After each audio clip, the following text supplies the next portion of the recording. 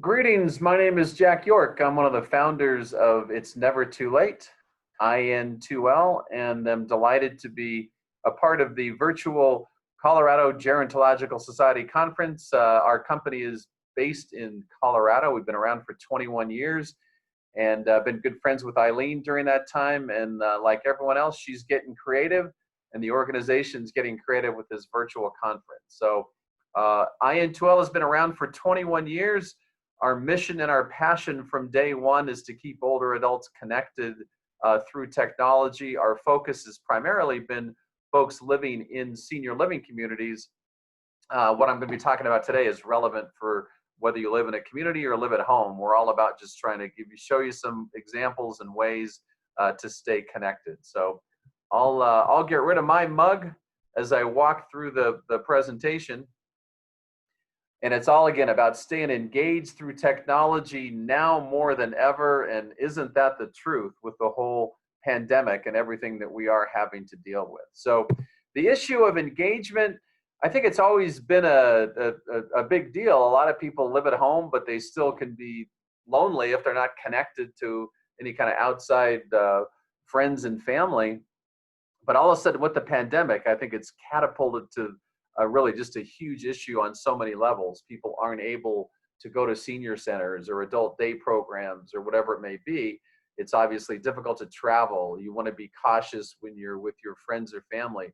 It's just uprooted what we've all kind of taken for granted, and the importance of technology. Obviously, it doesn't replace being there and one-on-one hugs matter, but at the same time, it's a great way to stay connected in a world that has changed so dramatically, so quickly. It's been surprising, maybe not surprising, but certainly eye-opening to me, how not being connected, being isolated, how many older adults do feel lonely, and what the outcomes of that are. You normally would make the connection maybe to depression, but how it ties into other issues, whether it's sleep disorders, depression, cognitive decline, whatever it may be. So it's such a big deal to try to figure out ways to stay connected. And you have to be a lot more proactive now than probably anybody is used to. But again, through all this, there's been some silver linings. And one of them for me personally has just been seeing how creative so many older adults have been in staying connected. I'm a fairly technically competent person, but I never would have thought of setting up my own live stream. But this is an example of a live stream, which simply means the ability to just log on and to see some kind of group experience going on. But this was actually, this picture I have here is a live stream that was set up by a resident at a senior living community in Southern California called Front Porch. That's the gentleman in the top center in that picture. And he set up his own live stream. I won't go into details about how you set it up, but it's really not that difficult, and my email address is at the end if anybody wants to reach out to me to talk about it specifically. But it's amazing how what he's done in his community is at 3 o'clock every afternoon. They have different topics, but there's always something going on, and the different residents at this community log on and they join a discussion. But that doesn't need to happen in a senior living community. That obviously could happen just somebody in your network of friends and acquaintances, family, whatever it may be. Just set up something like this where you can stay connected to the people that matter to you. And again, it's not as difficult as it may seem, and there's lots of ways to make experiences like this happen. This is a great example of creativity. This is actually taken before the pandemic, but it's the kind of thing that can happen easily just by hooking up to your own television. This is a woman dealing with macular degeneration that she's in Colorado. Her grandson is in California, and the teacher sends to this couple the lesson plan from their school, and they start doing virtual homework just like this. Oh, excuse me, just like this. Yeah. Sorry, I was ripping on the cat's ear. It is 6 marshmallows, 2 ice cookies, 5 lemons, 4 faces. And so just a cool way to stay connected, just with creativity and technology. And again, it's easy to hook up your laptop or any kind of computer to a television and be able to have an experience like that. I'm going to just whip through real quickly some things that we see people doing out there. This is a great example of travel. I'll walk through just different general topics. So we as a company provide these kinds of experiences for our customers, but you don't need us to be able to have these kinds of experiences. The simplest thing you can do is just put in YouTube and type in the name of a place that you want to go visit.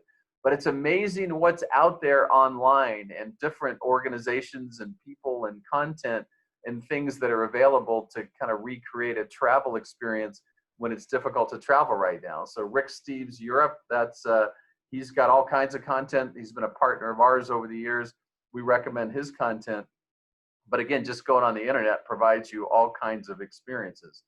By the way, throughout this presentation, I will be talking about different links and such. We'll be sending a list afterwards that CGS can have, and so don't worry about writing all these things down. We'll make it available afterwards.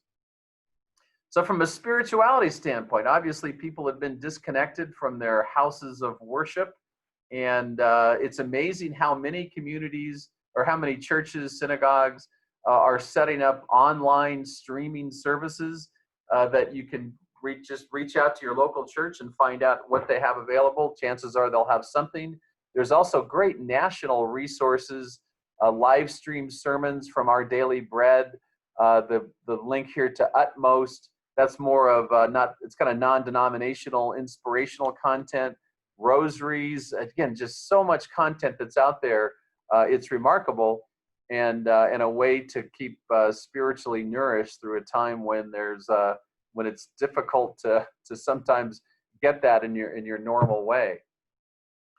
One of the silver linings out of the pandemic has been how many organizations that historically either put you through an arduous sign-up process or even charge you to travel through their site, how many things are available now for free and relatively easy to link to that have not always been that way. So museums are great. There's a list here of different museums. I can't believe what it's like to go through the Louvre in Paris just remotely with the different kinds of 3D animations and things that they have. You can get lost in these museums, and it's a great thing just to kind of make yourself maybe visit a couple museums every week, and all the things that you would like to get to. Here's a way to do it right now through any kind of device that you may have. We like to point people to the Good News Network. I don't know about any of you out there, but for me, I've had enough sometimes of all the cable news, whatever your political inkling is. It just seems to get so caustic. The Good News Network is a great way to see some of the positive things that are happening and going on all over the country. I like looking at that a couple times a week. My mom was she passed away a couple decades ago, but man, she was a Dear Abby junkie, and it's cool that stuff is still available and still able to be reached. We love Google Earth. For those of you who have used it, you'll know what I'm talking about. If you haven't, just go to Google Earth in your URL, just where you put in the www, and you can put in an address of really virtually anywhere in the world. And you can look up. You feel like you're on a spaceship. You can zoom into maybe the church you used to go to, your school, whatever it may be, and there's the house that you grew up in. It's amazing what an experience it is to do that, and that's again an easy, cheap, free thing to do. That's pretty engaging through all of this stuff. There are all kinds of ways to exercise your mind. We as a company have partnered with a cognitive company, cognitive brain fitness, called Happy Neuron. There's Luminosity, Posit Science, a few things that are out there. They have different levels of difficulty. A lot of them are designed for older adults. Just a great way to stay connected and engaged. TED Talks, for those of you who are familiar with that will know what I'm talking about, but they're just short 10 to 15-minute talks about virtually any topic under the sun. And it's remarkable to hear either famous people or not so famous people just talk about their areas of expertise.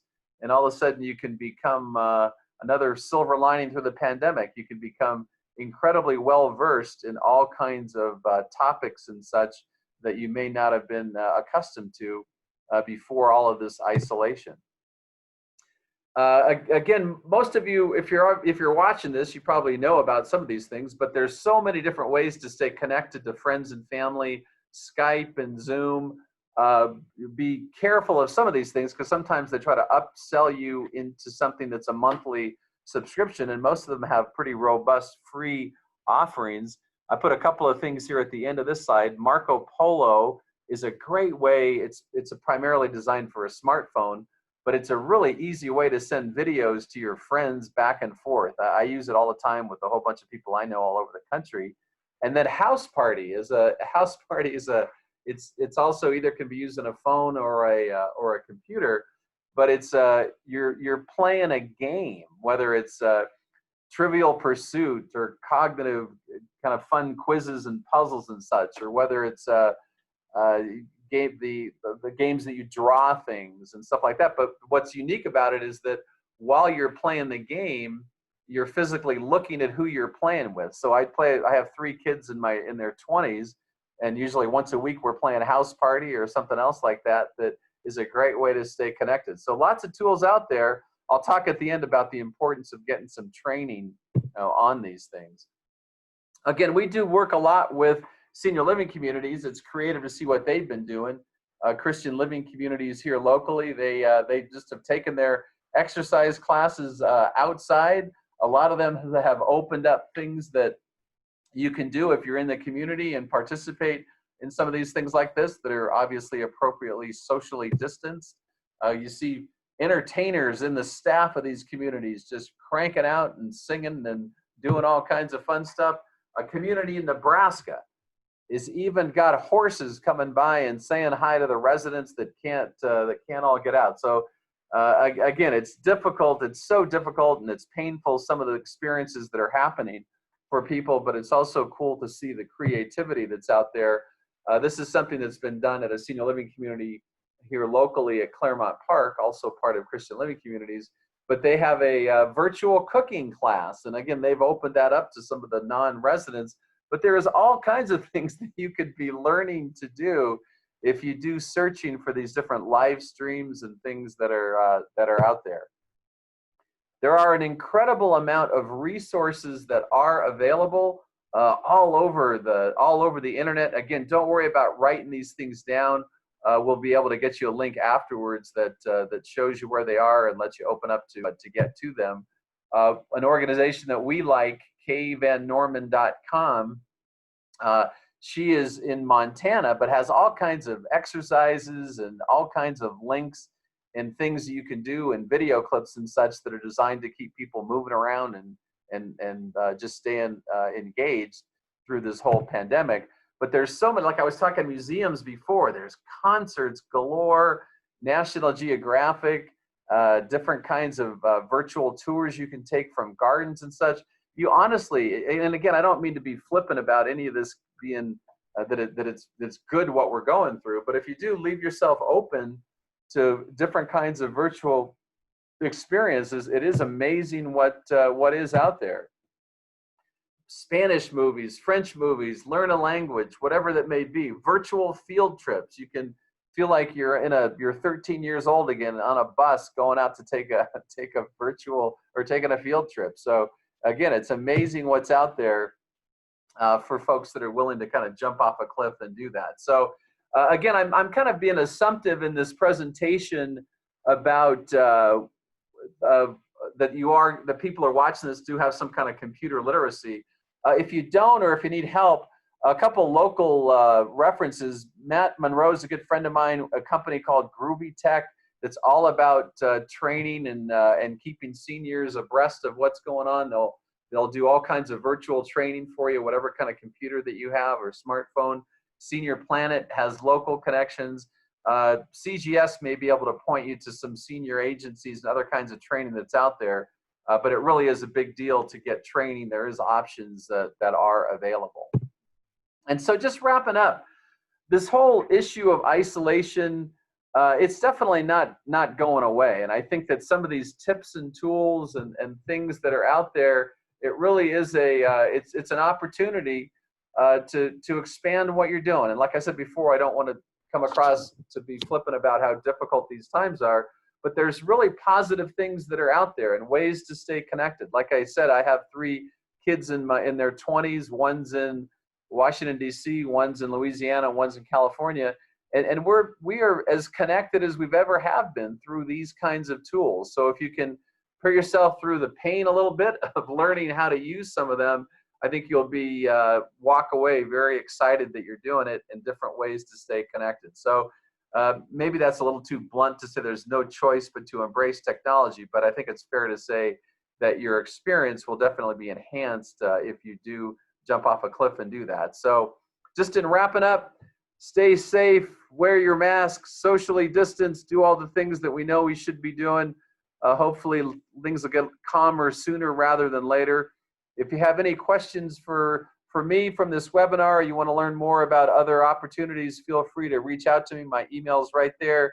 And once again, Eileen, thanks for the work that you have done for decades to help older adults living in Colorado. So thanks for having me be a brief part of your virtual conference. Over and out. Good luck to everybody. Stay safe.